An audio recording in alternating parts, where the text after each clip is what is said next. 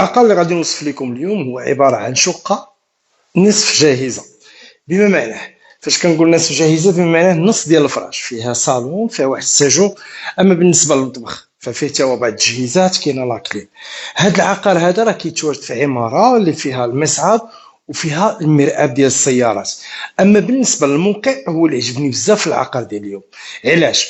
مثلا بغينا السويقه بعيده على هذا العقار هذا تقريبا بواحد 2 ديال الدقائق، المسجد والحمام في الخلف ديالي والطاكسيات. ولا هضرنا عن مدارس الوليدات حتى هما كاين، كنقول لكم اجيو معايا نشوفوا العقار، نوصفوا لكم بالديتاي وبالتدقيق. واللي كنطلب منكم كيف ديما هو المشاركه ديال هذا الفيديو مع الاهل والعائله والصحاب. اذا على بركه الله نبدا واياكم الشرح والوصف ديال هذا العقار اللي جايب اليوم.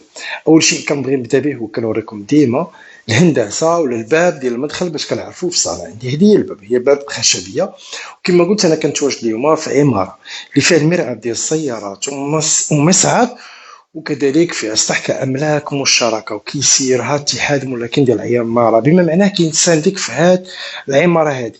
نقول لكم الشقه اللي جايب اليوم كتواجد بمدينه مكناس، ومن مدينه مكناس طريق يحييكم. ماليها ما تيقتنوش فيها، بغاو يبيعوها وباغيين يبيعوها بهاد التجهيزات اللي كتشوفوا معايا ولا هاد الفراش اللي كتشوفوا معايا. باش تشوفوا كاين الصالون، كاين كليماتيزور واخا. وبالنسبه لهذه الغرفه هذه فهي غرفه مشمشه فيها سيجور ديالها وغرف اللي هما كبار.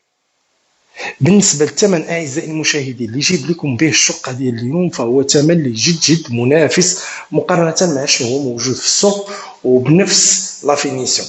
جيبها لكم الثمن ديال 480 الف درهم، كنهضروا على 48 مليون. ربما يكون هناك شيء ما من النقاش ومن التفاوض مع اصحاب هذا العقار. وبالنسبه للحي ديال رياض الزيتون ومن اللي يعرفوه، مثلا بغيتي المدرسه فهي كاينه، السويقه، الجامع، حتى المحلات التجاريه بمختلفه الانواع.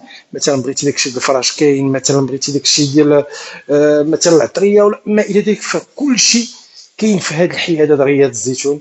كيعرف واحد التغيير شامل في محل بعدا في الامور التجاريه.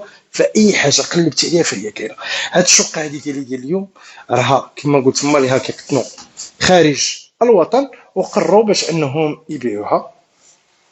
فيها الشوفو، فيها لاوت، فيها لا بلاك، وفيها الفران. بالنسبه للمسجد تيقون بانه قريب، راه كاين الاذان وكيتسمع من هنا. بالنسبه للحمام كذلك حتى هو قريب. فيها هنايا ماشينه لافي، كاينه الثلاجه.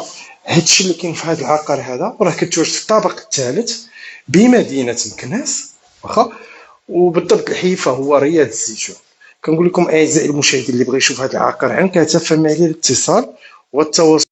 انا راه كنقول لكم دمتم في رعايه الله، والى اللقاء في عروض ممتعه، في عروض شيقه ان شاء الله مع طارق.